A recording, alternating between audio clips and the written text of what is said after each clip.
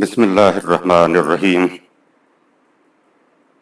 علامہ غلام احمد پرویز صاحب کی مایہ ناز تصنیف انسان نے کیا سوچا، باب ششم،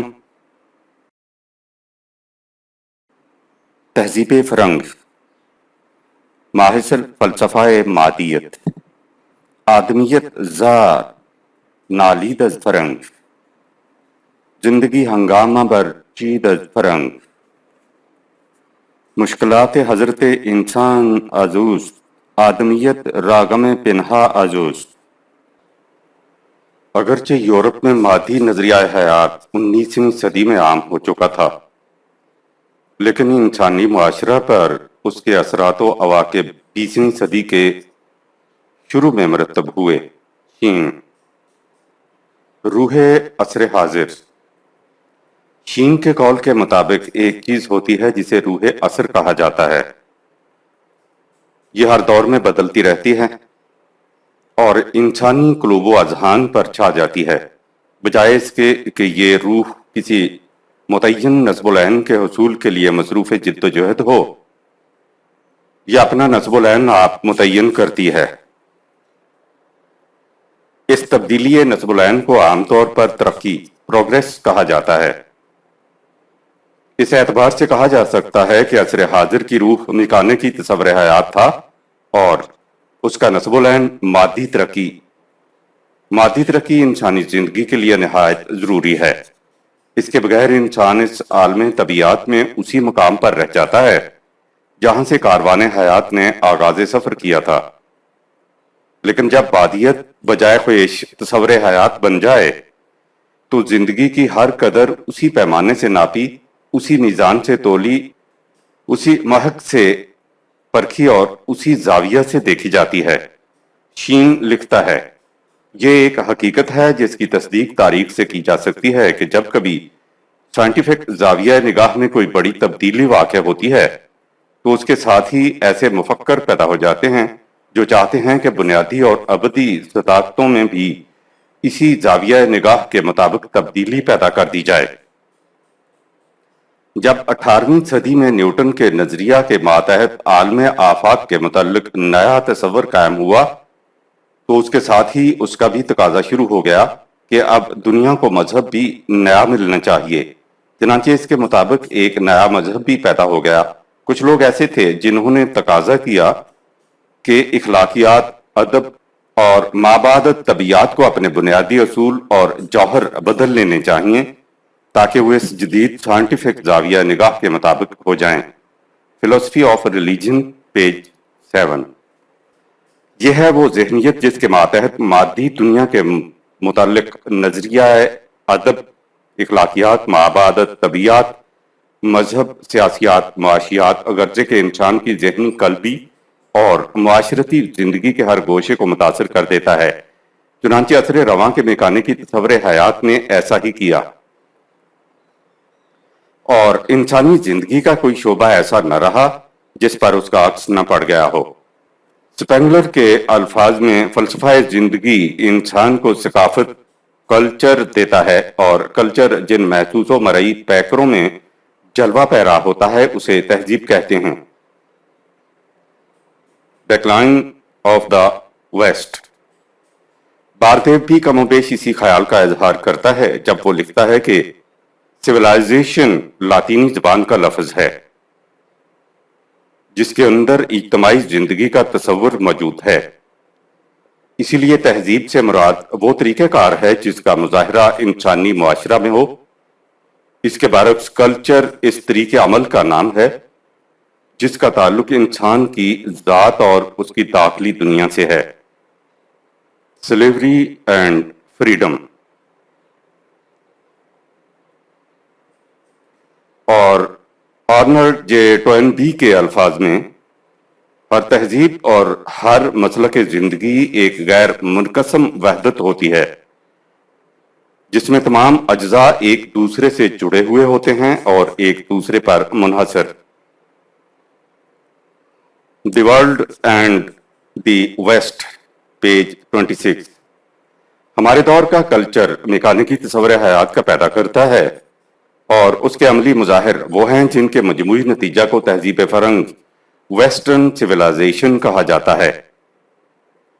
جیسا کہ پہلے لکھا جا چکا ہے، تہذیب عصر حاضر کی عمر بمشکل 50 سال کی ہوگی۔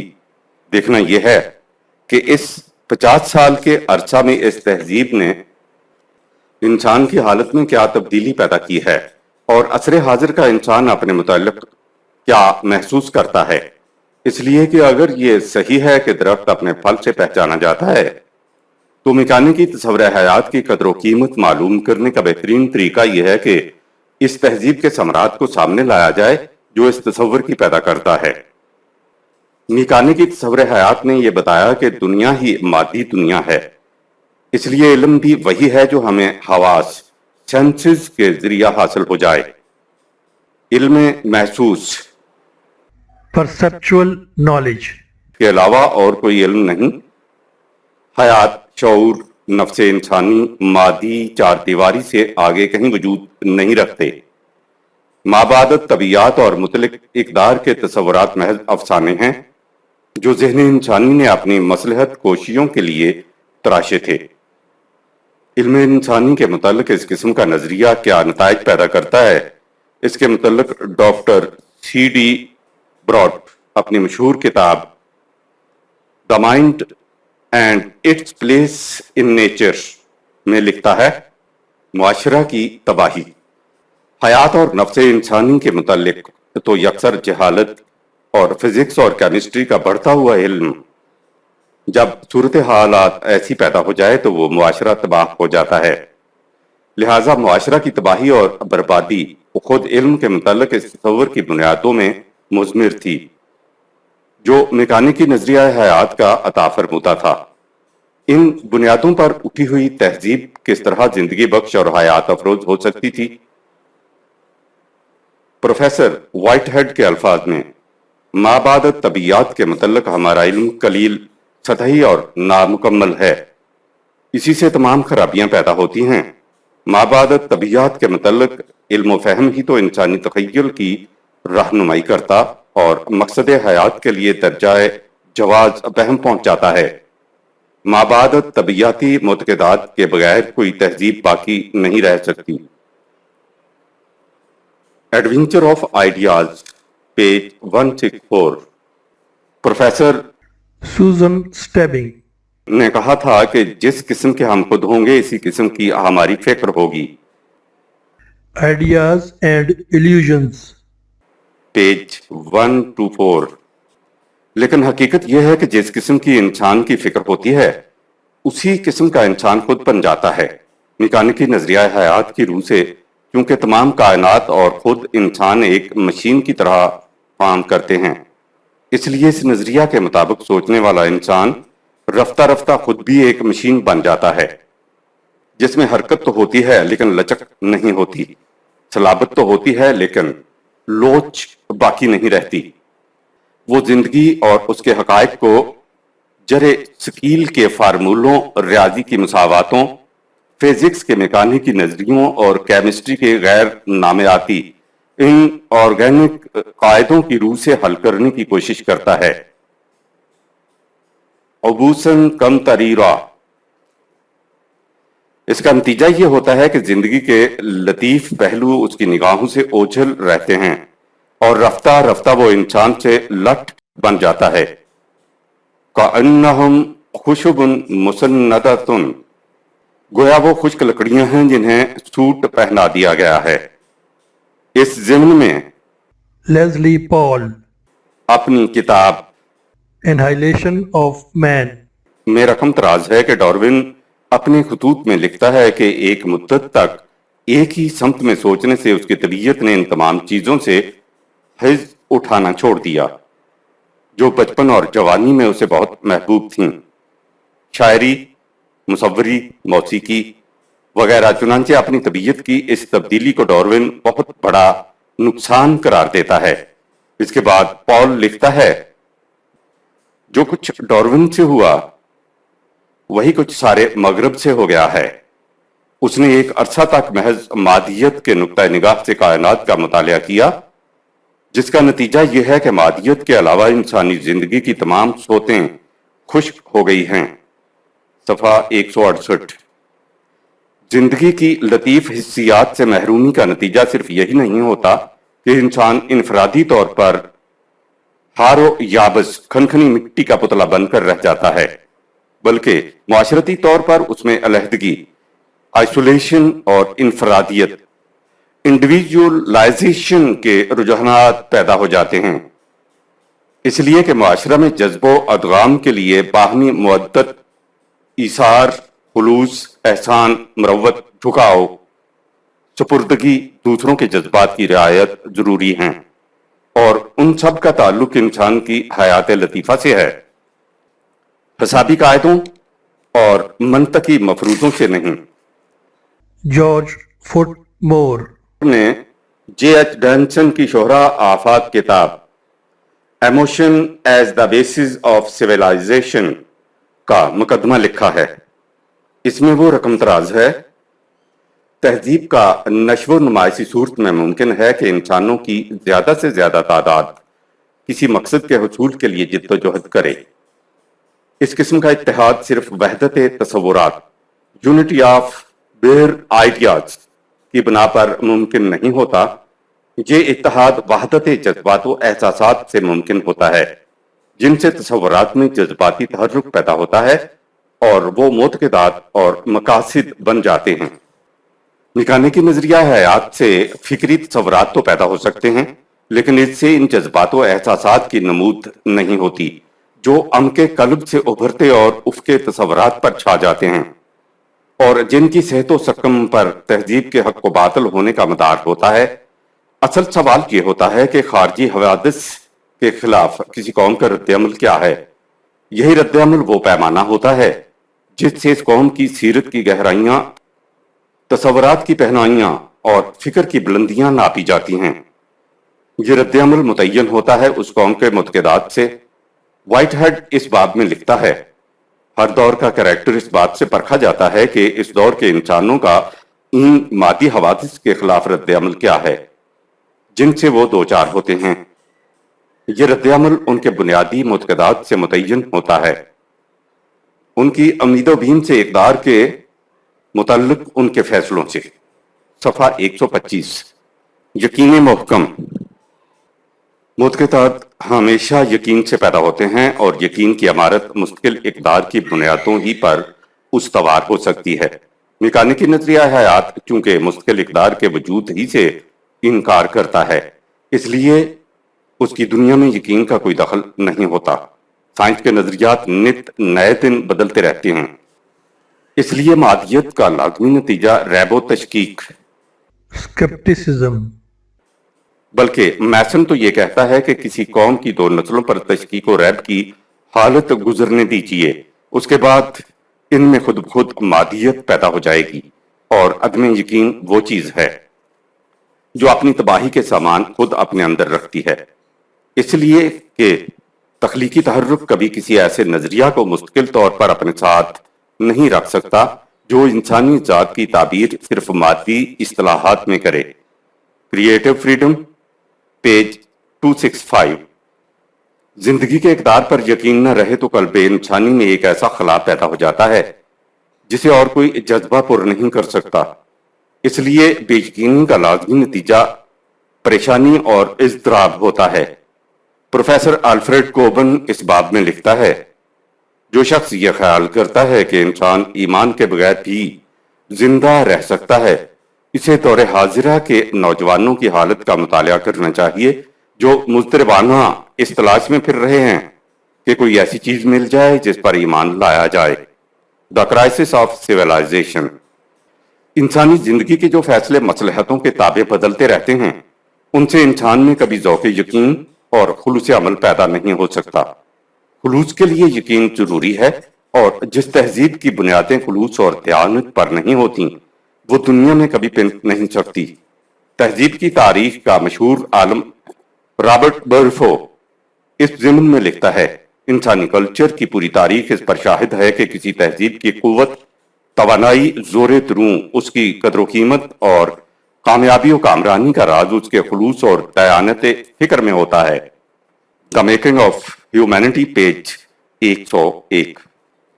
यही मौर्रख दूसरी जगह लिखता है, कल्चर और तहजीब से मुराद सिर्फ आर्ट, मादी ऐशो आराम की चीजें, इल्म और अकल की कामरानियां नहीं।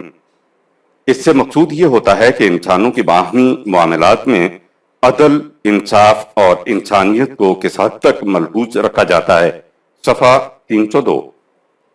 जिस तहजीब की बुनियाद इंसानी मसलहत कोशियों और मफाद परस्तियों पर रखी गई हो, वो तहजीब कभी जिंदा नहीं रह सकती। बर्फो इस मौजू पर बहस करते हुए कि रोमा की अजीमुश्शान सल्तनत और उसकी कदरे दरख्शिंदा तहजीब क्यों तबाह हो गई, लिखता है, इंसानी हैत इज्तिमाइया का कोई निज़ाम जिसकी बुनियाद बातिल उसूलों पर हो कभी कायम नहीं रह सकता। ख्वाह इस बातिल निज़ाम को कैसे ही तदब्बर और दानिशमंदी से क्यों ना चलाया जाए, इसकी बुनियादी कमजोरी खारजी नज़्म ज़ब्त और इधर उधर की जज़ई मरम्मत से कभी रफा नहीं हो सकती। जब तक उसकी असल बाकी है, उसके लिए तबाही मुकद्दर है। रोमा की सल्तनत आम इंसानों की लूट सूट से एक खास जमायत को मुतमव्वल बनाने का जरिया थी। उन्होंने इस सौदागरी को निहायत काबिलियत और तदब्बर, खुलूस और दयानतदारी से चलाया, लेकिन हुस्न इंतजाम की ये तमाम खूबियां बुनियादी बातिल को उसके फितरी नताइज से ना बचा सकी। गलत बुनियादों के असरात बिला रू रियायत नतीजा के होकर रहे। सफ़ा 159। इखलाकी इकदार। मादी तरक्की और उसके मुकाबला में इखलाकी इकदार के मुतालिक बर्फो लिखता है, अगर इंसान बादलों से ऊंचा उड़ने लग जाए तो उसका मतलब ये नहीं होता कि इंसानियत की सतह भी उतनी ही बुलंद हो गई है। ना ही 100 मील फी घंटा की रफ्तार के मानी तरक्की है। इंसान अगर सितारों को तोड़ने के काबिल भी हो जाए और उलूम फनून के वसी मैदानों में घोड़े दौड़ाने लग जाए, तब भी उसके जौहर जाती में कल्बे माहियत पैदा नहीं हो सकती। इंसानी मामलात इससे कहीं गहरे होते हैं। कुव्वत, तहजीब, कल्चर बेमानी चीजें हैं। अगर उनके साथ इखलाकी बुराइयां शामिल हों, वो सही पैमाना जिससे इंसानी दुनिया की कदर कीमत मापी जा सकती है, इखलाकी पैमाना ही है। इस किस्म के निज़ाम तमद्दन के माल के मुतल्लिक यही मौर्रख लिखता है, वो निज़ाम तहजीब जिसमें हक को, सदाकत को आदी तौर पर नजरअंदाज कर दिया जाता हो, आखिरुल अमर तबाह होकर रहता है। नाइंसाफी है, कोई फर्द कैसा ही कामयाब क्यों ना होता चला जाए, वो इज्तिमाई निज़ाम जिसका वो जुज़्व है और वो जमायत जो इस नाइंसाफी के समरात से नफा अंदोज होती है, इस नाइंसाफी की वजह से अंजाम-ए-कार बर्बाद हो जाती है। इंतखाबात तबई के अटल कानून की बिना पर गुनाह की उजरत मौत है। सफ़ा 262। निकानी की नजरिया हयात ने मगरब को इसी किस्म का मुआशरती निज़ाम अता किया है। खारजी दुनिया के मसाइल तो उसने हल कर दिए, लेकिन इंसानों के बाहमी मामलात का कोई तसल्ली बख्श हल उससे पेश ना हो सका। दर हकीकत यह बात उसके बस की थी ही नहीं। यही वो शोबा है जिसमें इस तहजीब की पूरी नाकामी सामने आ जाती है। इंसान के मिलजुल कर रहने के मामलात का हल पेश करना उसके लिए नामुमकिन है। इसके मुतल्लिक ऐसी तवक्कुआत वाबस्ता करना ही गलती था। बकौल मैसन, हमने जिंदगी की इब्तदा साइंस की कारीगरी से की। इस वसूख के साथ मादी कामरानियां जिंदगी के अकदों को हल कर देंगी, लेकिन हम देख रहे हैं कि हम गलती पर थे। जिंदगी के मसाइल इतने आसान नहीं हैं। Creative freedom, page 184। मशीन की इजादात ने खुद इंसान पर क्या असर किया है, इसके मुतल्लिक मशहूर फ्रांसीसी मुफक्कर और मुअर्रिख रेनी जिनान लिखता है, अहद हाजिर की तहजीब रफ्ता रफ्ता तनज्जुल की तरफ गिरती गई है, हत्ता कि ये इंसान के पस्तरीन अनासर की सतह पर जाकर गर्क हो गई है। उसका नस्बुल-ऐन इसके सिवा कुछ नहीं कि इंसानी फितरत के महज मादी गोशे के तकाजों की तस्कीन का सामान फराहम किया जाए। यह नस्बुल-ऐन खुद एक फरेब है, इसलिए कि यह जिस कदर इंसानी जरूरियात को पूरा कर सकता है, उससे ज्यादा मसनूई जरूरियात को पैदा कर देता है। इस अहद के इंसान ने न सिर्फ अपनी जहनी काविशों को मशीनों की ईजाद और साखत के लिए वक्फ कर रखा है, बल्कि वो खुद रफ्ता रफ्ता मशीन बन चुका है। یہ ایجادات جن کا شمار دن بدن بڑھتا جا رہا ہے اور بھی زیادہ خطرناک ہیں، اس لیے یہ ان قوتوں کو بروئے کار لا رہی ہیں جن کی اصل حقیقت کا علم ان انسانوں کو نہیں جو انہیں استعمال کرتے ہیں۔ جو لوگ مادہ کی وحشی قوتوں کو بے لگام چھوڑ دیتے ہیں وہ خود انہی قوتوں کے ہاتھوں تباہ ہو جاتے ہیں۔ دور حاضرہ میں مادی قوانین کو کھلا چھوڑ دیا گیا ہے،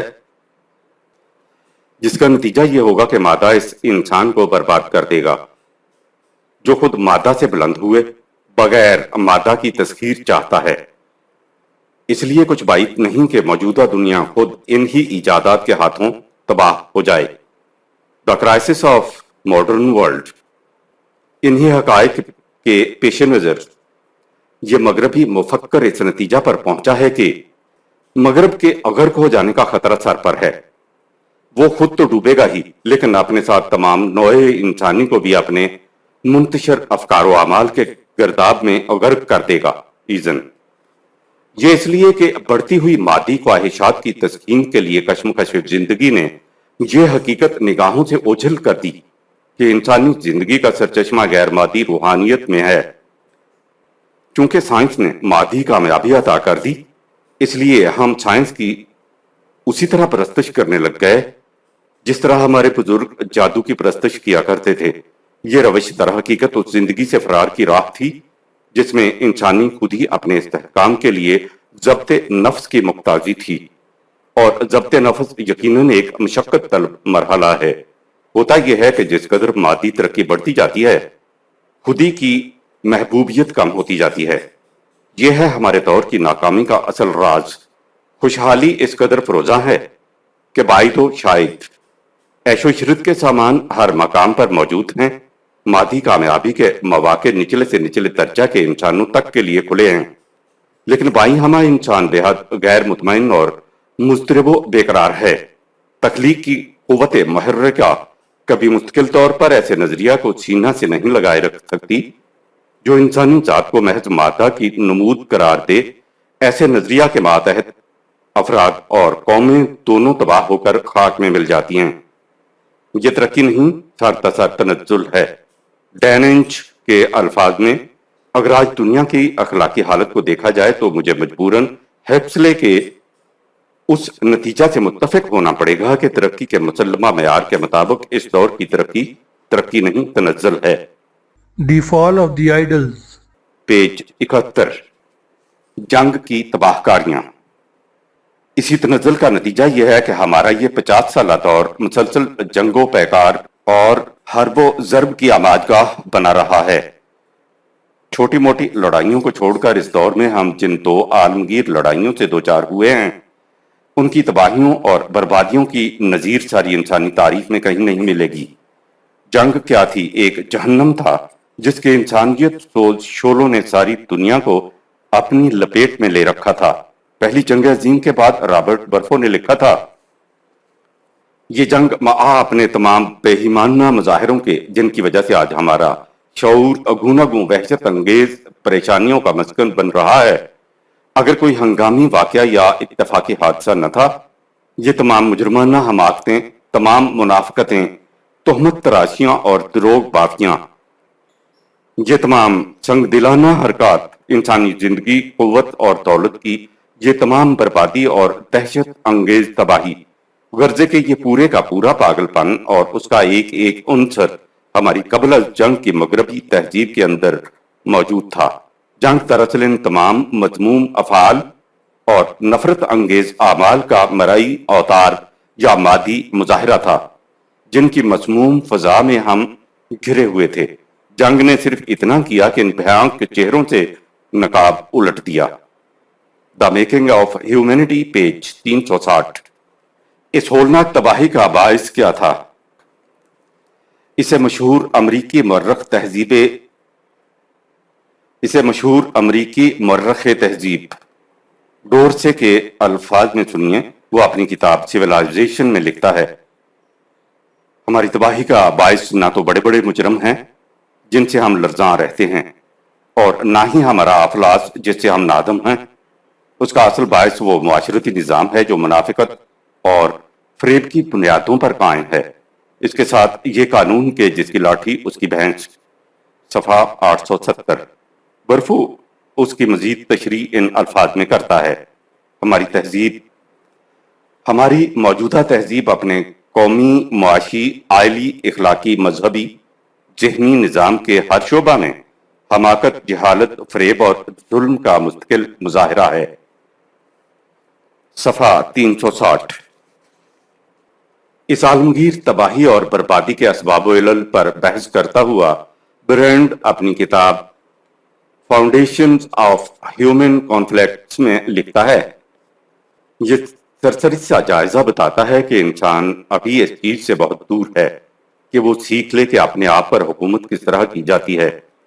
اس کا نتیجہ ہے کہ وہ ہر جگہ پریشان اور غیر متیقن انداز سے مارا مارا پھر رہا ہے۔ وہ اس سوسائٹی کو متشکل کرنے کے لیے، جس کے لیے وہ سمجھتا ہے کہ وہ اپنے اندر صلاحیت رکھتا ہے، ایک خاص راستہ اختیار کرنا چاہتا ہے، لیکن اس کا مطمع نگاہ اسے ہمیشہ دھوکہ دیتا ہے۔ قدیمی اقدار و عقائد ختم ہو چکے ہیں اور اس خلا کو کسی اور چیز نے پر نہیں کیا۔ دنیا کے ایک معتد بے حصہ پر تعمیری قوتوں کی بجائے تخریبی قوتیں چھا چکی ہیں، اور انسان نے جو کچھ صدیوں سے حاصل کیا تھا وہ سب ختم ہو رہا ہے۔ مختلف انداز کی حکومتیں اور معاشرتی ادارے اس بات میں ناکام رہ چکے ہیں کہ انسان کو انسانوں کے ہاتھوں سے محفوظ رکھا جا سکے۔ انسان نے بڑے وسیع پیمانے پر علم حاصل کیا ہے اور سائنس کے ہر شعبے میں حیرت انگیز اکتشافات کیے ہیں، اور فطرت کی قوتوں کے استعمال کی استعداد پیدا کر لی ہے۔ اگر وہ ان قوتوں کو اپنے فائدے کے لیے استعمال کرتا تو وہ کئی ایک معاشرتی خرابیوں سے آزاد ہو جاتا جو قدیم ایام میں ناگزیر سمجھی جاتی تھیں۔ لیکن انسان کی حالت یہ ہے کہ ہر وقت روشنی کی تلاش میں سرگرداں رہتا ہے، لیکن فطرت کی ان قوتوں کو اپنی تخریب کے لیے استعمال کرتا ہے، صفحہ 403۔ اس کے بعد اس کی علت و معلول ان الفاظ میں بیان کرتا ہے: انسان کی کوئی جماعت ہو، ایک فرد کو ایک محدود حلقہ کے اندر اور خاص شرائط کے ماتحت جذبات کی آزادی کی اجازت دی جاتی ہے۔ اگر وہ اپنے جذبات کو اس محدود حلقہ سے باہر اور ان مخصوص شرائط کو توڑ کر بروئے کار لانے کی کوشش کرے تو وہ جماعت اس کی روک تھام کی تدبیر کرتی ہے۔ لیکن آج کوئی ایسا اقتدار اعلیٰ، سپریم اتھارٹی نہیں جو اقوام پر بھی اس قسم کی پابندی عائد کر سکے۔ اس لیے اقوام کو اپنے جذبات کو بے زمام چھوڑنے کی زیادہ آزادی حاصل ہے۔ آج انسانی اقوام کی حالت بالکل عہد طفولیت کی سی ہے، جس میں بچہ ہر اس پابندی کو توڑنے کی کوشش کرتا ہے جو اس کے جذبات کے راستہ میں حائل ہو، صفحہ 4۔ اس معاشرتی ماحول کا توڑنا جسے انسان نے اپنے غلط تصور حیات کی بنیادوں پر تعمیر کر کے اپنے لیے ایک خود ساختہ قید خانہ بنا لیا ہے، موجودہ انسان کے بس کی بات نہیں۔ انسان آزادی کا متمنی ہے، اور کئی ایک ملکوں میں اس نے تنگ آ کر یہ سمجھنا بھی شروع کر دیا ہے کہ وہ آزاد ہے، یعنی وہ اس امر کی کوشش کرتا ہے کہ وہ ان قدیم اور جدید زنجیروں کو الگ پھینک دے جو اس کی خود ساختہ ہیں اور اسے بری طرح سے جکڑے ہوئے ہیں۔ لیکن حقیقت یہ ہے کہ اس نے ایک ایسا معاشرتی ماحول پیدا کر رکھا ہے جسے وہ اپنے قبضہ، کنٹرول میں نہیں رکھ سکتا، اس لیے اسے توڑ نہیں سکتا۔ یہ خود ساختہ قید خانہ عصر حاضر کے لیے ایک ایسا جہنم بن چکا ہے جس سے نکلنے کی صورت دکھائی نہیں دیتی۔ پروفیسر جوٹ اس بات میں لکھتا ہے: اس زمانہ میں مشین نے انسان کو بے پناہ قوت دے دی ہے، اور اس قوت سے وہ تعمیر اور تخریب کے بے حد و حساب کام کر سکتا ہے۔ وہ چاہے تو سمندروں کو پھاڑ دے، پہاڑوں کو ریزہ ریزہ کر دے، آسمان اس کے سامنے گرد ہے اور کائنات سرنگوں، لیکن اتنی قوت پا کر بھی وہ سکھی نہیں ہوا، بلکہ وہ دکھی ہے۔ آج مشین کی طاقت انسان کو مطمئن کرنے کے کام نہیں آ رہی، بلکہ الٹا اسے تباہ و برباد کیا جا رہا ہے۔ اگر اس طاقت کو قابو میں رکھنے کی کوئی سبیل نہ کی گئی تو انسانیت کا انجام اچھا نظر نہیں آتا۔ انسان کی ہزارہ سال کی جدوجہد کا یہ انجام کیوں ہوا، اور آج وہ مشین کے ہاتھوں کیوں ایسا بے بس نظر آ رہا ہے؟ بات دراصل یہ ہے کہ ہم نے طاقت تو حاصل کر لی، اور آگ اور پانی اور معدنیات کو کام میں لانے کے وسیلے ڈھونڈ لیے، لیکن اس طاقت کو صحیح طور پر استعمال کرنے کی عقل ہم نے حاصل نہ کی، اور اسی کا نتیجہ ہے کہ آج کا انسان اس مصیبت میں گرفتار ہے۔ ضرورت ہے کہ طاقت کو صحیح راہ پر چلانے کی عقل بہم پہنچائی جائے، اور اگر طاقت اور عقل میں صحیح توازن ہو جائے تو آج ہماری مصیبتیں دور ہو سکتی ہیں اور انسانیت آنے والی تباہی سے بچ سکتی ہے۔ بے شک انسان مظاہر فطرت کو مسخر کرنے میں آباء و اجداد سے بہت آگے بڑھ گیا ہے، لیکن جہاں تک اس کے اپنے رہنے سہنے اور دوسروں سے مل کر زندگی گزارنے یعنی اخلاقیات و سیاسیات کا تعلق ہے، وہ اب تک وہیں ہے جہاں ہزاروں برس پہلے یونان کے قدیم باشندے تھے۔ ہم نے گو مادی ترقی تو بہت کر لی ہے، لیکن روحانی اور اخلاقی لحاظ سے ہم ذرا بھی آگے نہیں بڑھے، اور آج رونا بھی اس بات کا ہے اور ساری ضرورت بھی یہی ہے کہ ہم اپنی مادی طاقت کے مطابق اپنے اندر روحانی اور اخلاقی عقل پیدا کریں تاکہ اس طاقت کا صحیح مصرف ہو سکے، ورنہ یہ طاقت وبال جان ہو جائے گی۔ بہوالا مجلہ، کتاب لاہور، فروری سن 1943۔ یہی مصنف اپنی کتاب گاڈ اینڈ ایول میں لکھتا ہے، 19ویں صدی سائنس کی ظفر مندی کا زمانہ تھا۔ سائنس نے ہمیشہ سستا کوئلہ اور کپاس دی اور ذرائع رسل و رسائل میں انقلاب پیدا کر دیا، اور دیگر سینکڑوں طریق سے انسانی زندگی میں تبدیلیاں پیدا کر دیں اور اس کی آسائش کے سامان مہیا کر دیے۔ لیکن یہ سائنس ایک دو دھاری تلوار تھی جس نے انسان کو وہ قوتیں عطا کر دیں جن کا طریق استعمال وہ نہیں جانتا تھا۔ اس کا نتیجہ یہ ہوا کہ اس کی قتل و غارت گری کی استعداد میں بہت اضافہ ہو گیا، اور اس طرح اس کی تہذیب تباہی کے جہنم کے کنارے تک آ پہنچی۔ 19ویں صدی نے صرف سائنس کی ترقی دیکھی اور یہ ہمارے لیے چھوڑ دیا کہ ہم دیکھیں کہ سائنس کی اس ترقی کے ساتھ ساتھ انسانیت میں کس طرح تنزل واقع ہوتا گیا۔ گاڈ اینڈ ایول، صفحہ 114۔ مادی نظریہ زندگی کے معال و عواقب پر گفتگو کرتا ہوا میسن لکھتا ہے، جس قدر خالص مادی ترقی زیادہ ہوگی اسی قدر انسان زیادہ ناخوش ہوتا جائے گا۔ ہمارے دور کی ناکامی کا اصلی راز یہی ہے۔ آج سامان تعیش کی اس قدر فراوانیوں کے ساتھ انسان کی یہ حالت ہے کہ وہ حد سے زیادہ غیر مطمئن اور مضطرب اور پریشان خاطر ہے۔ Creative freedom, page 183۔ اس تجزیہ کے بعد میسن علت مرض کی طرف آتا ہے اور کہتا ہے، ہمارے دور میں جس چیز کی کمی ہے اور جس کی وجہ سے یہ اپنی ناقصیت کو محسوس کر رہا ہے وہ انسانی خودی ہے، جس کی نمود مادہ اور روح دونوں میں ہونی چاہیے۔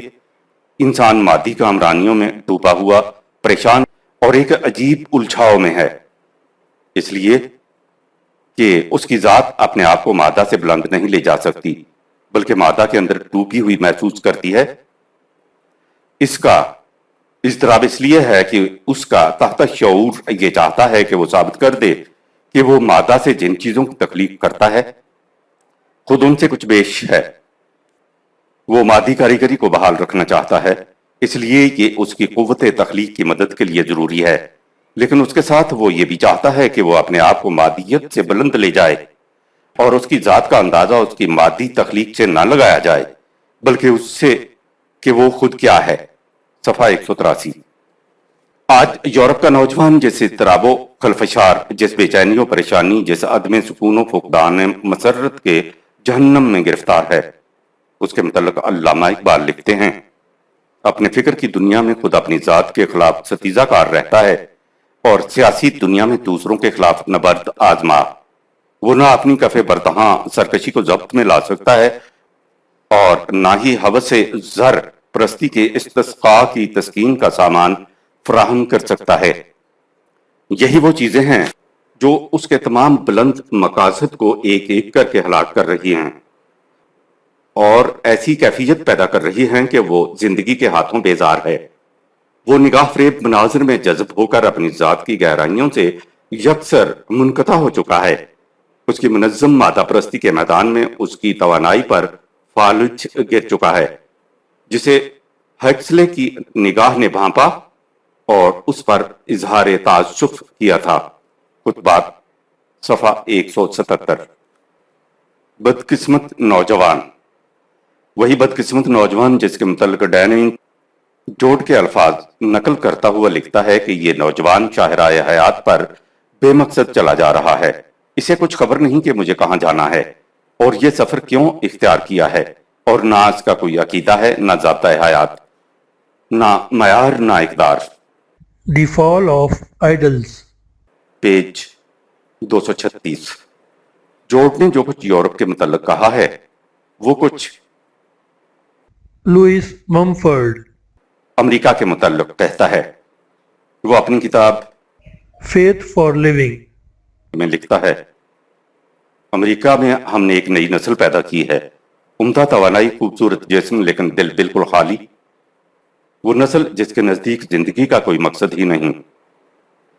ये महज़्ज़ब वहशी हैवानों की सतह पर जिंदगी बसर करते हैं, कभी धूप में खड़े आफताबी गौसल ले रहे हैं समंदर के साहिल पर या अपने कमरे के लैंप के सामने, कभी बेकार जिनसी मैलान के तारुफ से रक्स करने लग जाते हैं। ये अपने लिबास के बारे में बहुत मोहतात हैं, लेकिन ये एहतियात महज फैशन की पाबंदी की वजह से होती है। ये लोग खाते हैं, पीते हैं, शादी करते हैं, बच्चे पैदा करते हैं और फिर मर जाते हैं। ऐसी जिंदगी जीकर जो अक्सर कामयाब है तो हैवानी निशात अंगेजी की, और अगर नाकाम है तो हसद, खौफ और परेशानी की। हैवानी सतह और हैवानी तस्कीन के अलावा उन्हें हर तरह की जिंदगी से नफरत है। इन्हें इन हैवानी हजायज नफस से महरूम कर दीजिए तो उनके लिए जीना वबाल दोष हो जाएगा। नीम मुर्दा जब काम में लगे हैं और नीम जिंदा जब काम से फारिग हैं, यह है उनकी जिंदगी का माहौल। हर शहर में इस किस्म के लोग लाखों की तादाद में मौजूद हैं। उनके फैशन की नुमाइशगाहें, रात की क्लबें ऐसे लोगों से भरी रहती हैं जिनके सामने ना इंसानी मयार होते हैं, ना इंसानी मकासद। ममफोर्ड ने इन ख्यालात का इजहार कुछ अरसा पहले किया था। इसके बाद वो इसी सिलसिला की अपनी आखिरी किताब द कंडक्ट ऑफ लाइफ में लिखता है, हम तारीख में उस मुकाम पर पहुंच चुके हैं जहां इंसान खुद अपना बदतरीन दुश्मन बन चुका है, मगर भी कल्चर इंसान का तर्जमान नहीं रहा। ये इंसान से बाहर की दुनिया से ताल्लुक रखता है और खुद इंसान का दुश्मन। इस तहजीब के खिलाफ सबसे शदीद तनकीद इसके सिवा और क्या हो सकती है कि अलावा इसके कि इसके जरिया इंसान अपने ऊपर तबाहियां ला रहा है, उसे इंसानी जिंदगी से कुछ दिलचस्पी ही नहीं। इस तहजीब का महासिल यह होगा कि इससे इस किस्म की मशीनी इंसान पैदा होंगे जो ना अपने लिए आप फैसले कर सकने के काबिल होंगे और ना ही जिंदगी की शाहराह मुतय्यन कर सकने के अहल। आखिर में ममफोर्ड लिखता है कि तहजीब मगरब के खिलाफ आखिरी तनकीद यह है कि उसने मशीनों की अकीम और मोहब्बत से आरी दुनिया पैदा कर दी है। वही हकीकत जिसे इससे पहले E.A. Barrett. अपनी मशहूर किताब metaphysical basis of modern science में इन अल्फाज में बयान कर चुका है। मैकानिकी तस्वर हयात की रूह से हकीकत की दुनिया दुरुस्त और करख्त, बार्द, बेरंग और बेकैफ, खामोश और मुर्दा दुनिया बन गई। दुनिया क्या, बस रियाजी के चंद फार्मूले हैं जो मशीनी ज़ाब्ते के मातहत मसरूफ़ हरकत हैं। इस तर्ज जिंदगी से दिल की तवानाई और रूह की पाकीज़गी तो खत्म हुई थी, उसके साथ ही जिस्मानी सेहत भी तबाह हो गई। डॉक्टर फ्राइड के मकतब फिक्र के मुताबिक आसाबी बीमारियों की तशखीस तज्ज़िया नफ्स की रूह से की जाती है।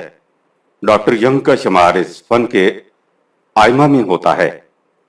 उसने अपनी तमाम सारी उम्र नफ्सियाती तज्ज़िया में गुजार दी है और हजारों नौजवानों की तहलील नफ्सी के बाद उनकी बीमारियों की तशखीस की है। वो अपनी मुद्दतुल उम्र के तजर्बा के बाद दौरे हाजिर के इंसान के मुतल्लिक जिस नतीजा पर पहुंचा है उसे उसने अपनी किताब modern man in search of soul में कलमबंद कर दिया है। वो इस किताब में लिखता है, असर हाजिर का इंसान मफलूज इंसान है, अंधे हवादिस के मुकाबला में खौफ से हरासा, इन वहशियाना कुव्वतों के मुकाबला में जिन पर वो अपने दौर की मुआशी और सियासी तदाबीर के जोर पर काबू नहीं पा सकता, ये तो है उसकी खारजी दुनिया की हालत। और अगर वो इस अंधी दुनिया से जहां तकरीबो तामीर की कुव्वतें हर वक्त तराजू के पलड़ों को उठाती झुकाती रहती हैं, اپنے اندر کی دنیا کی طرف جھانکتا ہے تو وہاں اسے باہر سے بھی زیادہ تاریکیاں دکھائی دیتی ہیں۔ صفحہ 236۔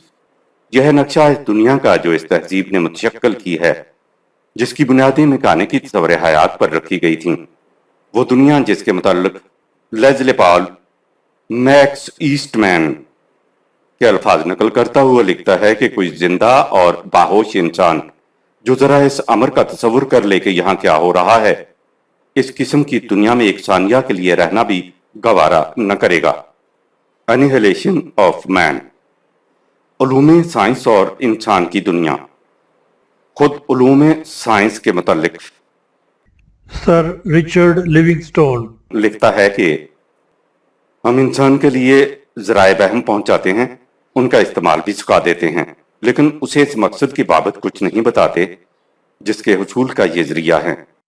Education for a world adrift, New York Times کے سائنس ایڈیٹر والڈمار کمفرڈ نے سن 1953 عیسوی میں ایک کتاب لکھی تھی جس کا عنوان ہے ایکسپلوریشن ان سائنس۔ وہ اس کتاب کے اخیر میں لکھتا ہے، انسان اس کرۂ ارض پر قریب 1 لاکھ سال سے آباد ہے، لیکن اس کے اخلاقی شعور کو بیدار ہوئے صرف 5000 سال کا عرصہ ہوا ہے۔ اگر نوع انسانی کا صحیح مطالعہ صرف انسان سے کیا جا سکتا ہے تو اس باب میں سائنس ہنوز اپنے دور جہالت میں ہے۔ وہ ایٹم کے متعلق تو بہت کچھ جانتی ہے، لیکن انسان کے متعلق جو کائنات کا سب سے زیادہ دلچسپ اور اہم موضوع ہے بہت کم جانتی ہے۔ سائنس کو ابھی بھی ایک نشاط ثانیہ کی ضرورت ہے۔ اس کی نبوت کے لیے شاید ابھی 100 سال درکار ہوں۔ جب ایسا ہوا تو پھر سائنس انسان کی صلاحیتوں اور کمزوریوں کی تحقیق کے لیے کم از کم اتنا وقت تو دے گی جتنا وقت یہ دوائیوں اور پلاسٹک کی تحقیق کے لیے صرف کرتی ہے۔ اب تک سائنس نے انسان کو صرف یہ بتایا ہے کہ وہ اپنے ماحول کو کس طرح مسخر کر سکتا ہے۔ اس نے ابھی انسان کو یہ بتانا ہے کہ وہ جو کچھ کرتا ہے ایسا کیوں کرتا ہے اور اس کے لیے تسخیر خواہش کس طرح ممکن ہے۔ اسی حقیقت کو جورڈ ان الفاظ میں بیان کرتا ہے۔ سائنس ہمیں یہ تو سکھا دیتی ہے کہ ذرائع پر کس طرح قدرت حاصل کی جا سکتی ہے، لیکن مقاصد کے متعلق وہ کچھ نہیں بتا سکتی، لہٰذا اس کا مقصد اس کے سوا اور کچھ نہیں رہتا کہ انسان اپنے ذاتی مقاصد کے حصول اور خواہشات کی تسکین کے پیچھے لگا رہے۔ ڈیکیڈنس، یہ ظاہر ہے کہ جب انسان کے سامنے کوئی متعین منزل اور مقصد نہ ہو تو ترقی کا لفظ بے معنی ہو جاتا ہے۔ جیسا کہ اے جی چیسٹرٹن نے کہا تھا، خود لفظ ترقی پروگریس اس حقیقت کا آئینہ ہے کہ اس کے لیے ایک سمت ڈائریکشن کا ہونا ضروری ہے۔ جو ہی ہم سمت کے متعلق متشکک ہو جائیں ہماری ترقی بھی مشکوک ہو جائے گی۔ این ایسے آن ہیریٹیج، اور یہ واضح ہے کہ سمت ڈائریکشن کبھی متعین نہیں ہو سکتی جب تک پہلے منزل گول متعین نہ ہو۔ بنابراین جب ہم کہتے ہیں کہ ہمارا زمانہ ترقی کا زمانہ ہے تو یہ گفتگو یکسر بے معنی ہوتی ہے جب تک پہلے یہ نہ متعین کیا جائے کہ وہ نصب العین کیا ہے جس کی طرف ہمارا زمانہ ترقی کرتا ہوا بڑھ رہا ہے۔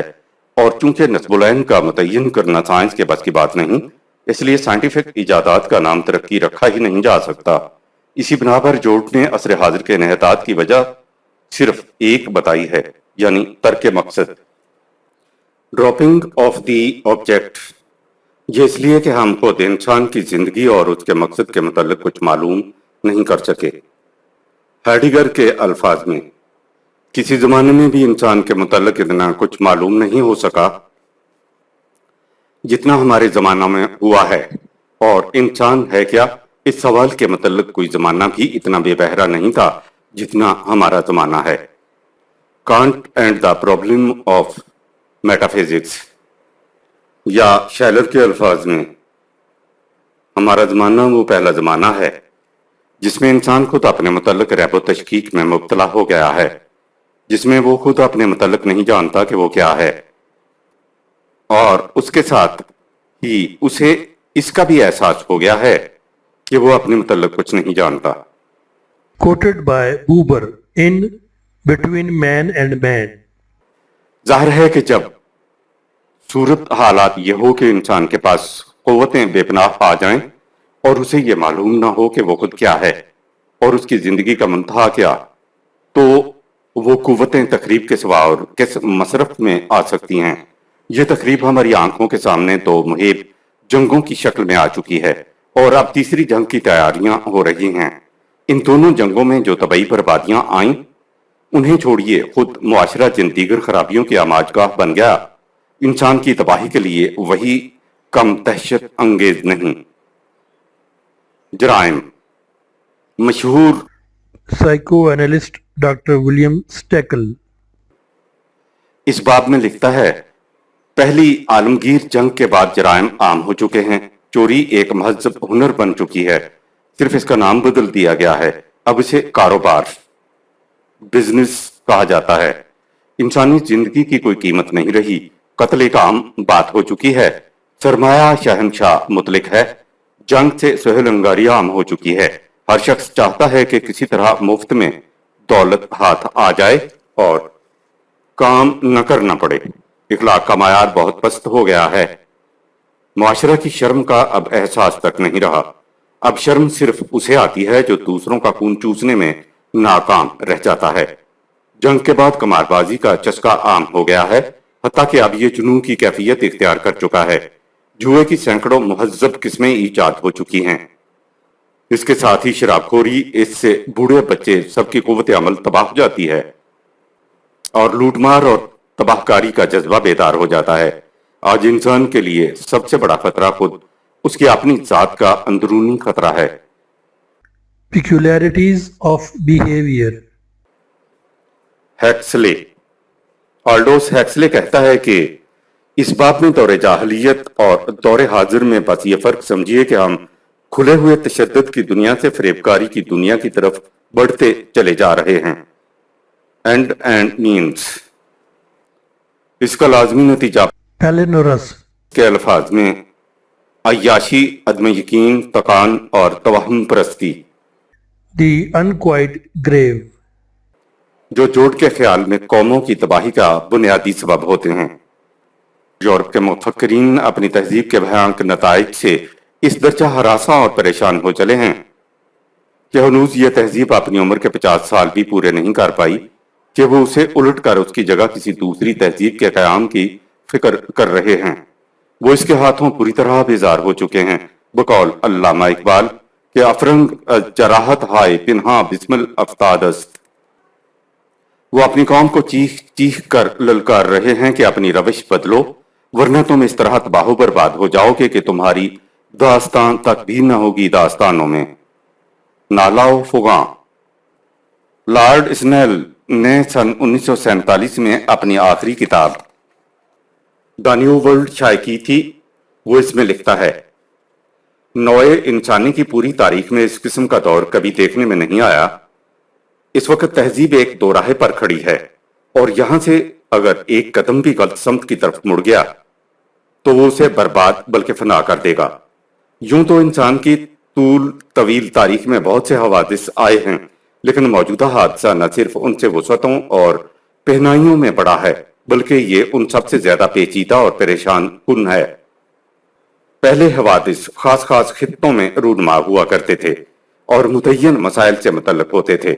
جنگ ہوتی تھی تو کسی ایک مقصد کے لیے، کبھی خام پیداوار کے لیے، کبھی مال کی منڈیوں کی تلاش میں، کبھی دفاعی موقف کی غرض سے۔ وہ لڑائیاں خاندانی وجاہت اور مادی تفوق کے لیے ہوتی تھیں، لیکن گزشتہ جنگ کو دیکھیے، اس کی ظلمت انسانی قلوب کی گہرائیوں میں دکھائی دے گی۔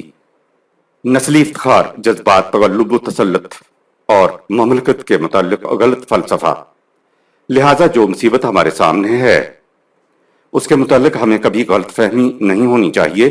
اس سے پہلے منظم شر کی قوتیں کبھی اس قدر زوراور نہیں ہوئی تھیں، اب تو ان سے نجات کا راستہ ہی کہیں دکھائی نہیں دیتا۔ ہر ملک ویرانہ بن رہا ہے، اور اس ویرانہ پر افلاس، امراض اور اموات کے شیاطین منڈلا رہے ہیں۔ انسانیت اپنے ہاتھوں کی لائی مصیبتوں سے کچلی جا رہی ہے، تباہ ہو رہی ہے۔ یہ مصیبتیں نتیجہ ہیں ان میکانکی قوتوں کا جنہیں انسان نے ایجاد تو کر دیا، لیکن ان پر قابو پانا نہ سیکھا۔ ہر جگہ ریب و تشکیک اور اخلاقی اقدار کی شکست کا اندوہناک احساس इंसानी कल्ब को चारों तरफ से घेरे हुए है। इन खौफनाक तारीकियों में कभी कभी उम्मीद की कोई किरण जलवाबार हो जाती है। जिंदगी इस बीमो रजा फतेह शिकस्त की अमीदो यास के दोराहे पर खड़ी है, और अगर हमने अपनी नातवां जिंदगियों की शिकस्ता इमारत को असर नो मोहकम बुनियादों पर इस्तवार न किया तो हमारी तकदीर बद से बदतर होती जाएगी। हम ज्यादा देर तक दो दुनियाओं के दरमियान खड़े नहीं रह सकते, एक दुनिया जो मर चुकी है और दूसरी जिसमें अपनी नमूद की कुव्वत नहीं। हमें सबसे पहले इस हकीकत को तस्लीम कर लेना चाहिए कि हमारी वो पुरानी दुनिया जिससे हम इस कदर मोहब्बत करते थे मर चुकी है, और हमारे ख्वाबों की नई दुनिया अभी तक पैकर नाशना है। सफा 203। आप देख रहे हैं कि मुफक्किरीन मगरब के अब एहसासात क्या हैं। ये एहसासात नहीं बल्कि चीखो पुकार है उस इंसान की जिसके पीछे एक अफरियत बेपनाह हो और सामने कोहे आतिश फशां से उमड़ कर आने वाला आग का सैलाब। ये तासरात नहीं बल्कि रक्स बिस्मिल है, इस बेबस नादान का जिसने जहर हिलाहल को तरियाक समझकर पी लिया और अब इसकी एक एक शरियान खून का फवारा बन रही है। ये आहोफुगान और शोर शेवन है, इस मताए बुरदा मुसाफिर का जिसे जंगल में चारों तरफ से दरिंदों की खौफनाक आवाजें पैगाम मौत बनकर सुनाई दे रही हों, और जिसे न कहीं निशाने राह मिलता हो और न किसी राहरों के पांव की आहट जीने का सहारा बन रही हो। खुद अहले मगरब की अब हालत यह हो चुकी है कि वो इस सूरत हालात पर गौर फिक्र करने और इस जहन्नम से निकलने का रास्ता दरियाफ्त करने के लिए तहकीकाती कमेटियां बिठाते हैं। निजात की फिक्र कमीशन मुकर्रर करते हैं, मुफक्किरीन को दावत गौर फिक्र देते हैं, लेकिन एक भंवर में फंसी हुई लकड़ी की तरह वो अपने पैदा करदा चक्कर से बाहर निकलने की कोई राह नहीं पाते। मगरब के इस तरीकेकार पर किरकेगार्ड ने कैसी नशतराना तंज की है। वो लिखता है कि कुछ वक्त तक कमेटियों पर कमेटियां बिठाई जाती हैं। यह अमल उस वक्त तक जारी रहता है जब तक ऐसे लोग मौजूद होते हैं जो दिल से चाहते हैं कि हम वो कुछ बन जाएं जो कुछ हमें बनना चाहिए, लेकिन आखिरुल अमर सारे का सारा जमाना एक कमेटी बनकर रह जाता है। The present as. हकीकत यह है कि कमेटी साजी का यह एहसास दौरे हाजिर के साइंसदानों के उस एहसास जुर्म का नतीजा है जिसकी बिना पर वो ये समझते हैं कि उन्होंने इस कदर हलाकत अंगेज इजादात से दुनिया को जहन्नमजार बना दिया है। इस बात में आइंस्टाइन से बढ़कर और किसकी शहादत काबिल एतमाद होगी। वो लिखता है, हमारे दौर के साइंसदानों की कल्बी हालत अल्फ्रेड नोबल की सी हालत हो गई है। अल्फ्रेड नोबल ने एक ऐसा भग से उड़ जाने वाला मसाला ईजाद किया था जो इस जमाना में सबसे ज्यादा हलाकत अंगेज था। इससे उसकी जमीर पर ऐसा असर हुआ कि उसने अपने जुर्म का कुफारा अदा करने के लिए नोबल प्राइज का ऐलान किया, जो हर साल उस शख्स को दिया जाए जो दुनिया में क़याम अमन का सबसे बड़ा मुजब हो। हमारे साइंसदान जिन्होंने इस कदर हिलाकत अंगेज इजादात की हैं, अपने आप को जमीर की इस जहन्नम सोजिश में मुब्तला पाते हैं। यह अगर जुर्म का एहसास नहीं तो कम अज कम जिम्मेदारियों के एहसास का नतीजा जरूर है। Out of my letter days. Professor Arnold जे ट्वेनबी असर हाजिर के मर्रखीन और मुफक्किरीन में एक खास पाया रखता है। उसने मुद्दतुल उम्र इस मसला पर गौर किया है कि तहजीबों के अरूज व ज़वाल के असबाब क्या होते हैं। उसने अपनी मुद्दतुल उम्र के गौर फिक्र और मुतालिया और मुशाहिदा के बाद तहजीब मगरब पर भी नाकिदाना निगाह डाली है। इसके बाद वो किस नतीजा पर पहुंचा है ये उसके अल्फाज में सुनिए। वो लिखता है, आप पूछेंगे कि बनी नौए इंसान जिसे ज़गते में इन दिनों फंसे हुए हैं, क्या इससे पहले कभी वो ऐसी मुश्किल से दो चार हुए हैं? मेरा जवाब है हाँ, और वो कितनी ही बार। इस बारे में हमें इन नई नई इजादों से मुतासिर होकर किसी धोखे में नहीं पड़ना चाहिए। हम जिस रास्ते पर आज चल रहे हैं ये हमसे पहले भी कितनी नस्लों का जुलानगाह रह चुका है। राह चलने के जो कायदे हमने आज बना लिए हैं ये पहले भी नाफिज रह चुके हैं। फर्क सिर्फ इतना है कि पहले जमाने में लोग गदागाड़ियों और चकड़ों पर सफर करते थे या पैदल, इसलिए अगर कभी भूल कर वो रास्ता में सीधे की जगह उल्टे हाथ चलने लगते थे तो हादसा ऐसा मोहलक साबित नहीं होता था। लेकिन इसके मुकाबले में अगर आज हम उसी सड़क पर जदीद किस्म की गाड़ी में 80 मील घंटे की रफ्तार से उड़ते चले जाते हुए कहीं भूल कर भी इस उसूल की खिलाफ वर्जी कर बैठे तो हादसा बहुत खतरनाक होगा। बस उसूल ही बदले हैं, न सड़क ही बदली है। वाह, आज का इंसान कितनी ही दून क्यों ना ले कि नए नए कुलपुर्जे ईजाद करके मैंने पुराने जमाने के इंसान पर फौकियत हासिल कर ली है।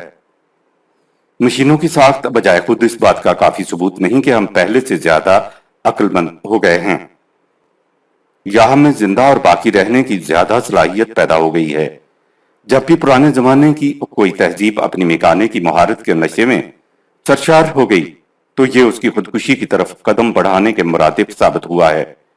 और अगर कुछ दिन के बाद उन लोगों ने अपनी गलती का एहसास करके अपने इस रवैये से मुंह मोड़ लिया तो वो फिर तरक्की की शाहराह पर गामजन हो गए।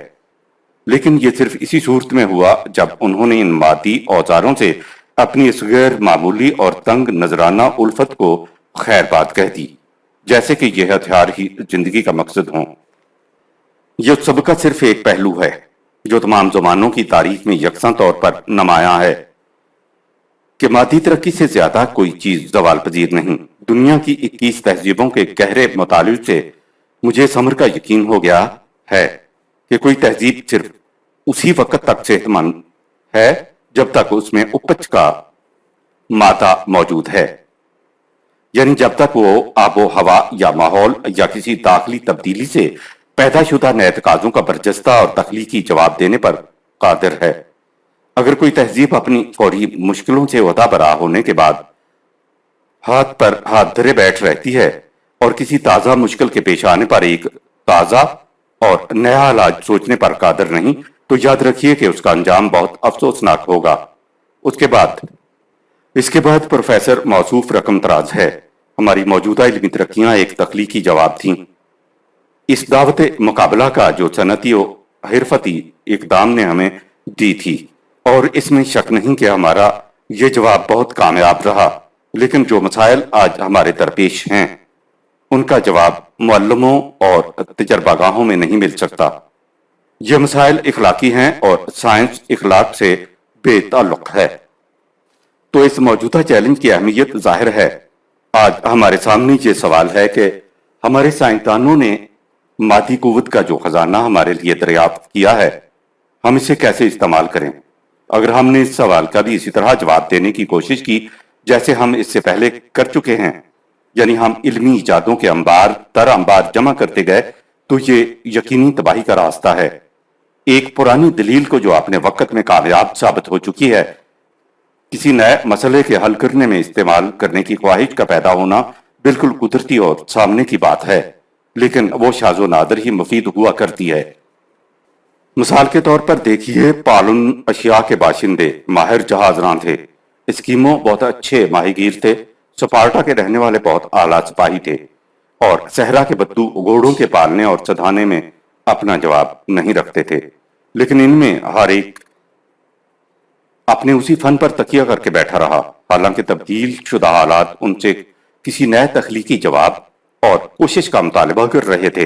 नतीजा क्या हुआ? उनकी तहजीबें आगे न बढ़ सकी। तारीख हमें बताती है कि जिन तहजीबों ने भी अपनी बका के लिए फौजी ताकत का सहारा लिया, वो बिलाकर तबाह हो गईं। मैदान फतेह कर लेने के बाद जो गुत्थियां पैदा होती हैं, उन्हें सिपाही की नोके शमशीर से नहीं सुलझाया जा सकता। चार्लिमन, तैमूर, ईथन्स के मुस्तबद हुक्मरान और बरतानवी प्लॉटेंजेंट खानदान के बादशाह, ये सब इसीलिए नाकाम रहे कि वो सिर्फ एक ही बात सीखे थे, फौजियत, और उन्होंने फर्ज कर लिया था कि ये हर तरह के हालात में कारआमद साबित होगी। जिंदगी इतनी आसान नहीं, कामयाबी का कोई एक दायमी और आलमगीर गुर नहीं बनाया जा सकता। फर्द हो के समाज हर नया मसला उससे एक नए बरजस्ता जवाब का तकाजा करता है। लेकिन इंसान सोहेल अंगार वाक़ हुआ है, जब भी उसे कोई पुराना हल आसानी से दस्तयाब हो सकता है तो वो ताजा जवाब सोचने की जहमत उठाने से इनकार कर देता है। आजकल के इंसान को भी यही मुश्किल पेश आ रही है। वो अभी तक यही आस लगाए बैठा है کہ دنیا کے سب عقیدوں کو مادی وسائل سے کھول لوں گا۔ بات دراصل یہ ہے کہ دوسرے میدانوں میں مادی ترقی پر زور دینے سے حیرت انگیز فائدہ ہوا ہے۔ سمندر چیرے جا چکے ہیں، طوفانوں کو چاکر بنا لیا گیا ہے۔ بس وہ سوچتا ہے کہ اسی طرح صلح پسند خوشحال انسانوں کی ایک متحدہ دنیا بھی تعمیر کی جا سکتی ہے، لیکن ظاہر ہے کہ یہ محال ہے۔ یہ توقع کرنا کہ ہمارے پیشہ ور اصحاب اس کا کوئی سیاسی حل سوچ لیں گے، اپنے آپ کو خطرناک دھوکہ دینا ہے۔ بے شک انسان نے اپنی ذہانت سے طبعی قوتوں پر قابو پا لیا ہے، لیکن وہ ابھی تک اپنے آپ کو قابو میں رکھنے کا طریقہ دریافت نہیں کر پایا۔ اب سوال یہ پیدا ہوتا ہے کہ اس مصیبت کا حل کیا ہے۔ اس کے متعلق پروفیسر مذکور لکھتا ہے، اگر دنیا کو ایک مرکز پر لانے کے لیے کوئی بنا بنایا علاج ممکن ہوتا تو ہم اپنے عالموں کو اسے دریافت کرنے پر لگا دیتے، اور حقیقت بھی یہی ہے۔ اس کا حل یہ ہے کہ سب سے پہلے موجودہ دور کے انسانوں میں روحانی تبدیلی واقع ہونا چاہیے۔ تو ہم کیسے اس کام کو تنخواہ دار ملازموں کے سپرد کر سکتے ہیں؟ یہ کام تو ہم میں سے ہر ایک فرد کو اپنے آپ ہی کرنا ہوگا۔ بے شک یہ تجویز بہت پریشان کرنے والی ہے، لیکن امر واقعہ یہی ہے کہ سب سے بڑی تہذیبیں اپنی روحانی نشاط ثانیہ کے بعد ہی معراج کو پہنچی تھیں۔ اگر ہم اس روحانی نشاط ثانیہ کے خواہش مند ہیں تو ہمیں یہ سمجھ لینا چاہیے کہ اس کے لیے ہمیں ان تازہ خداؤں، ان مشینوں، ان جھنڈوں، اقتصادیات، بلکہ خود سائنس تک کے بتوں کی پوجا ترک کر دینا ہوگی۔ ہم نے آج تک ان خود ساختہ ہتھیاروں کی مدد سے جتنی ترقی کی ہے، اتنی ہی اب ہم انہیں چھوڑ دینے میں مشکل محسوس کریں گے۔ امیروں کے لیے سماوی بادشاہت میں داخل ہونا ہر زمانے میں مشکل رہا ہے، پس جو قومیں اس ترقی کی دوڑ میں بہت زیادہ کامیاب رہی ہیں، اتنا ہی اب ان کے لیے ایک عالمگیر حکومت قائم کرنے کے لیے اپنی قوم پرستی سے دستبردار ہونا زیادہ مشکل ہوگا۔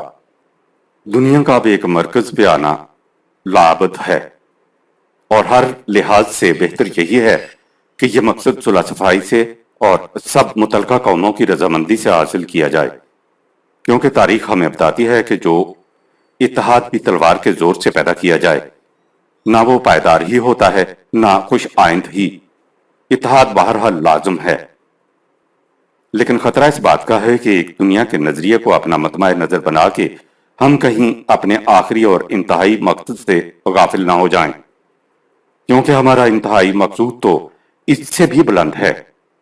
میرا اعتقاد ہے کہ جب تک تمام دنیا ایک لامحدود خدائے مطلق پر ایمان کے رشتے میں منسلک نہیں ہو جاتی، اخوت انسانی کا مقصد اعلیٰ کبھی حاصل نہیں ہو سکتا۔ ہم نے اس زمانے میں اپنی تمام سماجی بیماریوں کے علاج میں سارا زور اس بات پر لگا دیا ہے کہ ان میں کہیں خدا کا نام تک نہ آنے پائے۔ ان کوششوں میں ہمیں کتنے ہی افسوسناک اور غیر متوقع حالات سے دوچار ہونا پڑا ہے۔ اس مشینی دور نے بعض لحاظ سے افراد کی بجائے ایسی تفریق پیدا کر دی ہے جس کی نظیر پہلے کسی زمانے میں نہیں ملتی۔ مثال کے طور پر رہائشی مکانوں کی قلت ہی کو لیجیے۔ مشینی ایجادوں سے لوگوں کو مشقت سے بچانے کے یہ معنی ہونا چاہیے تھے کہ ان کے پاس سیر و تفریح کے لیے زیادہ فرصت ہوتی، لیکن ہوا یہ کہ کبھی تو کافی کام کرنے والے نہیں ملتے، اور کبھی نوبت یہاں تک پہنچ جاتی ہے کہ بیکار بیچارے جوتیاں چٹکھاتے مارے پھر رہے ہیں۔ ہم نے مشین کو اپنے سب کاموں کا کرتا دھرتا بھی بتا کے دیکھ لیا۔ اس کا جو ہولناک نتیجہ نکلا ہے وہ ہمارے سامنے ہے۔ اب یہ صاف ظاہر ہے کہ اخلاقی بنیادوں پر قائم شدہ فیصلوں کی ابھی ضرورت ہے، بلکہ اپنے دور رس نتائج کے لحاظ سے پرانے غیر ترقی یافتہ زمانے کے مقابلے میں آج ان کی کہیں زیادہ ضرورت ہے۔ تاریخ کے تمام عظیم الشان فیصلے ہمیشہ اخلاقی ہوا کرتے ہیں۔ یہ صنعتی ایجادیں اچھے کاموں میں بھی استعمال کی جا سکتی ہیں اور برے کاموں میں بھی، اور کسی نہ کسی انسان ہی کو ان کے مصرف کے بارے میں فیصلہ کرنا پڑتا ہے۔ آپ کے لیے اخلاقی ذرائع کا انتخاب ناگزیر ہے۔ یہ ہر ایک راستے کے اخیر میں آپ کا انتظار کرتے ہیں۔ بات یہ ہے کہ حالات کی دنیا میں ہماری ہر ایک کامیابی ہماری اچھائیوں اور ہماری برائیوں کو اور زیادہ نمایاں کر دیتی ہے۔ سائنس کے میدان میں ہمارا جو قدم بھی آگے اٹھتا ہے وہ گویا ہمیں اخلاقی اور روحانی مقصد کے ایک قدم نزدیک لے آتا ہے۔ یہی حال دوسری صنعتی ترقیوں کا ہے۔ ایک زمانہ تھا کہ امن و امان اور ترقی و تقدم کے حصول کے لیے ایک عالمگیر تعلیم ہی کافی خیال کی جاتی تھی، لیکن اس میدان میں بھی ہمارا تجربہ بہت تلخ ہے۔ ہم نے انگلستان میں مفت تعلیم جاری کی، لیکن اس تعلیم کے ماتحت طالب علموں کا جو پہلا گروہ مدرسہ سے نکلا، اس کے 20 برس کے اندر ہی اندر ہیجان خیز اخبار بھی آن پہنچے اور سنسنی خیز خبروں کی عام اشاعت نے تعلیم کے اس تجربے کے نتائج کو ملیا میٹ کر کے رکھ دیا۔ میں جب ان 21 تہذیبوں پر ایک نظر ڈالتا ہوں جن کا مطالعہ میں نے کیا ہے، تو مجھے یقین نہیں آتا کہ انسان محض ایک دنیاوی مقصد ہی سامنے رکھ کے کوئی ٹھیک اخلاقی فیصلہ کر سکتا ہے۔ بے شک بنی نوع انسان سے محبت کے اصول نے تاریخ میں بڑے بڑے کام کیے ہیں، لیکن یہ اصول جب ہی کارآمد ثابت ہوا ہے جب بندوں کی محبت نتیجہ تھی خدا سے محبت کا۔ آج ہماری دنیا کی سب سے بڑی ضرورت یہ ہے کہ ہمارے دلوں میں نئے سرے سے فوق العادت باتوں میں یقین پیدا ہو۔ اس کے بغیر انسان، غیر ہدایت یافتہ انسان، ہرگز اس اعتبار کے لائق نہیں کہ یہ خطرناک کھلونے اس کے حوالے کر دیے جائیں جو اس کی تجربہ گاہوں اور فیکٹریوں نے تیار کیے ہیں۔ آپ نے غور کیا کہ میکانک کے نظریہ حیات کا ستایا ہوا انسان اب اپنے زخموں کے اندمال کے لیے کون سے مرہم کی آرزو رکھتا ہے؟ ہم اس مسئلہ پر ذرا آگے چل کر بحث کریں گے کہ مغرب کے مفکرین جس گوشہ میں اب پناہ تلاش کر رہے ہیں وہ کس حد تک ان کی پریشانی کے لیے حقیقی معنوں میں گوشہ عافیت بن سکنے کے قابل ہے۔ لیکن سر دست اتنا دیکھیے کہ مادی تصور کے محیط اور خوفناک دیو کے پنجائے ذہنی نے انسان کو اس قدر چکناچور کر دیا ہے کہ اب اس سے نجات حاصل کرنے کے لیے کس بری طرح سے پھڑک رہا ہے۔ علاج ایمان پروفیسر ٹوین بی کی تحقیق کے مطابق انسان کی نجات پھر خدا پر ایمان لانے سے ہو سکتی ہے۔ یہی ینگ کی تشخیص ہے۔ وہ اپنی اس کتاب میں جس کا اقتباس اوپر دیا جا چکا ہے لکھتا ہے، میں نے اپنی زندگی کے نصف آخر میں جس قدر مریضوں کا تجزیہ نفس کیا، ان میں سے ایک بھی ایسا نہ تھا جیسے زندگی کے مسائل کے حل کے لیے مذہبی زاویہ نگاہ کی تلاش نہ ہو۔ ان میں سے ہر ایک کی بیماری کی وجہ یہ تھی کہ اس نے اس شے کو ضائع کر دیا تھا جو زندہ مذہب انسان کو مہیا کرتا ہے۔ انسان کا علاج اس کے سوا کچھ نہ تھا کہ انہیں پھر سے وہی شے دے دی جاتی جو ان سے گم ہو چکی تھی۔ یہی ان کی دوا تھی، عقیدہ، امید، محبت، نگاہ خود بین۔ Modern man in search of soul, page 264۔ Professor Joad اس باب میں لکھتا ہے، اب سوال یہ پیدا ہوتا ہے کہ یہ عقل یعنی اخلاقی عقل ہم کیسے سیکھیں اور موجودہ اخلاقی روحانی مردنی کو زندگی سے کیسے بدلیں۔ بظاہر معلوم ہوتا ہے کہ اس کی کہیں سے کچھ زیادہ امید نظر نہیں آتی، اور آثار بھی کچھ ایسے ہیں کہ نا امید ہو کر کہنا پڑتا ہے کہ مشینی طاقت کو قابو میں رکھنا اور نئی اخلاقی قدروں کو پیدا کرنا اس دور میں مشکل ہو گیا ہے۔ نوجوان روایتی مذہب سے بالکل برگزیدہ ہو چکے ہیں، کوئی اخلاقی ضابطہ انہیں پسند نہیں آتا، اعلیٰ نصب العین سے وہ بیزار ہو چکے ہیں اور زندگی کی شب و روز کی مسرتوں ہی میں راحت پاتے ہیں۔ کسی وعدہ فردہ کا انتظار ان کو گراں ہے، اور عشرت امروزی اب ان کا عقیدہ بن گیا ہے۔ آج کھا لو پی لو، کل کو تمہیں مرنا ہے۔ یہ ہے اصول کے نوجوان کا، اور شاید یہ وہی دور ہے جو سپینگلر کے الفاظ میں کسی کلچر کی موت کا پیش خیمہ ہوتا ہے۔ کیا ہم سمجھ لیں کہ موجودہ تمدن فنا کے ہاتھ سے نہیں بچ سکتا، اور یورپ پر اب دم نزاعت آری ہے، اور جو کچھ روما کے ساتھ ہوا اب بینا ہی یہی حشر یورپ کا ہوگا۔ مغربی فلاسفر پسکال نے لکھا ہے کہ انسانی ذہن اپنی فطرت سے مجبور ہے کہ وہ کسی نہ کسی چیز پر ایمان رکھے، اور اسی طرح انسان کا ارادہ بھی کسی نہ کسی سے محبت کرنے پر مجبور ہے، اور جب ایمان اور محبت کے لیے اس کو کام کی باتیں نہیں ملتی تو وہ بیکار اور خراب مقصدوں پر ریچھ جاتا ہے۔ خلا قدرت کے کارخانے میں محال ہے، اور محض مادی دنیا میں نہیں بلکہ اخلاقی اور روحانی دنیا میں بھی خلا ناممکن ہے۔ انسان جب خدا پر ایمان چھوڑ دے تو شیطان کی پرستش کرنے لگتا ہے، اور اچھے نسبولینوں سے دستکش ہو جائے تو برے راستے اس کو خوش آتے ہیں۔ یورپ کو اگر اس دلدل سے نکلنا ہے تو اس کی صرف ایک ہی صورت ہے، اور وہ یہ کہ بے یقینی کی جگہ یقین اور ایمان لے لے، بے راہ روی ختم ہو اور یورپ والے نئی قدروں پر ایمان اور نئے اخلاقی ضابطوں سے محبت پیدا کریں۔ وہ زندگی جس میں نہ ایمان کی گرمی ہو اور نہ اخلاقی ضابطہ کی کشش، وہ زندگی موت سے بدتر ہوتی ہے۔ ایچ جی ویلز کی رائے میں اس دور کی سب سے بڑی لعنت یہ ہے کہ طاقت اور قوت ہے لیکن اس کا کوئی مصرف موجود نہیں، یعنی ایسا کوئی نصب العین موجود نہیں جو نوجوانوں کی امنگوں، ولولوں اور حوصلوں کو بروئے کار لائے۔ ایک طرف اتنی زیادتی اور دوسری طرف اتنی کمی، یہ ہمارا سب سے بڑا روگ ہے، لیکن ہمارے اندر اس نصب العین کی تلاش کا مادہ فنا نہیں ہوا، اور اس سے امید ہوتی ہے کہ شاید ہم نئے دور کو پیدا کر سکیں اور اخلاقی اور مذہبی اقدار کے نہ ہونے سے ہماری زندگیوں میں جو خلا پیدا ہو گیا ہے وہ بھرا جا سکے۔ اگر یہ نہ ہوا تو ہماری تہذیب آپس میں ٹکرا ٹکرا کر پاش پاش ہو جائے گی۔ اگر ہمیں بچنا ہے تو اپنے لیے کوئی مذہب تلاش کرنا ہوگا جس کو ہم دل سے مانیں اور اس کے اصولوں پر زندگی ڈھالیں۔ ماخوذ از کتاب لاہور، فروری سن 1943۔ لارڈ سنل، جس کے نتائج فکر کا ایک اقتباس پہلے دیا جا چکا ہے، لکھتا ہے، پس سے بعید گرد کم از کم دو باتوں کی اشد ضرورت ہے۔ ہمیں نئی دنیا کی تخلیق محکم بنیادوں پر کرنی چاہیے، اور پھر ہمیں اپنے آپ کو اس نئی دنیا میں رہنے کے قابل بنانا چاہیے۔ ہمارے مستقبل کی امیدوں کا دامن ہے۔ جب تک ہم اصلاح ذات نہ کریں گے، خارجی اصلاحات کچھ فائدہ نہ دیں گی۔ The new world, page 6۔ اور مغربی مفکرین کا امام وائٹ ہیڈ کہتا ہے، نوع انسانی اب اپنا زاویہ نگاہ بدلنے کی فکر میں ہے۔ قوموں کی زندگی میں ایسے لمحات شاذ و نادر ہی آیا کرتے ہیں۔ اب کہنا روایات کا اقتدار ختم ہو رہا ہے۔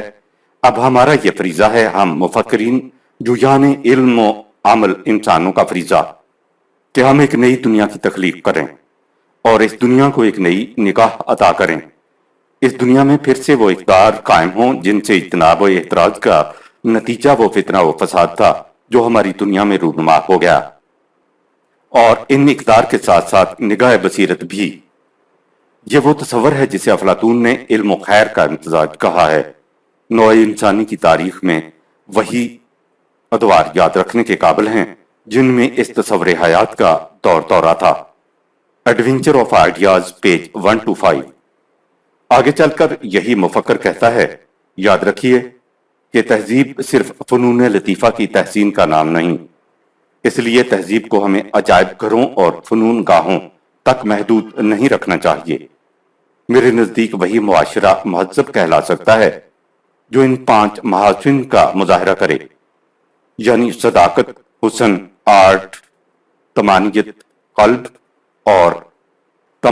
قلب اور اندر خطرزی صفات کا مظاہرہ، علم اور خبر، عقل اور عشق، فکر اور نظر، روح اور مادہ، دین اور دنیا، یعنی استقلال، پرماننس اور تبدل، چینج کا یہی امتزاج ہے جس کی تصریح میسن نے ان الفاظ میں کی ہے۔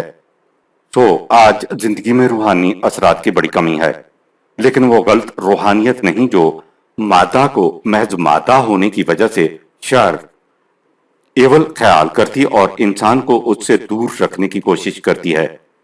دور حاضرہ میں مادیت کے روحانی مفہوم کو سامنے لانے کی ضرورت ہے، یعنی ہم نے اس حقیقت کو فراموش کر دیا ہے کہ خود ہمارا اور روح کا سرچشمہ اولین ماورا مادہ ایک روح خالص، پیور سپیرٹ ہے۔ ہم یہ نہیں جانتے کہ آفاتی تخلیق، یوٹیلیٹیرین کریٹیونیس کے ساتھ روح کی آمیزش کس طرح کی جائے، اس لیے کہ ہم یہ خیال کیے بیٹھے ہیں کہ ہماری زندگی کا سرچشمہ مادہ ہے اور مادہ کا سرچشمہ کہیں بھی نہیں۔ یوں سمجھیے کہ ہم یہ نہیں جانتے کہ مادہ اور روحانیت میں کس طرح باہمی توافق پیدا کیا جائے۔ Creative freedom, page 183۔ اور یہی وہ نئی دنیا ہے جسے اقبال کی نگاہ دوربین نے بہت دیر پہلے افق عالم سے ابھرتے دیکھا اور جس کی طرف ان الفاظ میں اشارہ کیا تھا۔ لیکن حقیقت یہ ہے کہ اقوام عالم کا باطنی اضطراب، جس کی اہمیت کا صحیح اندازہ ہم محض اس لیے نہیں لگا سکتے کہ خود اضطراب سے متاثر ہیں، ایک بہت برے روحانی اور تمدنی انقلاب کا پیش خیمہ ہے۔ یورپ کی جنگ عظیم ایک قیامت تھی جس نے پرانی دنیا کے نظام کو قریباً ہر پہلو سے فنا کر دیا ہے، اور اب تہذیب و تمدن کی خاکستر سے فطرت زندگی کی گہرائیوں میں سے ایک نیا آدم اور اس کے رہنے کے لیے ایک نئی دنیا تعمیر کر رہی ہے، جس کا ایک دھندلا سا خاکہ حکیم آئنسٹائن اور برگسون کی تصانیف میں ملتا ہے۔ انسان کو یہ دنیا کیسے ملے گی، اس کے متعلق جلد 2 میں بتایا جائے گا۔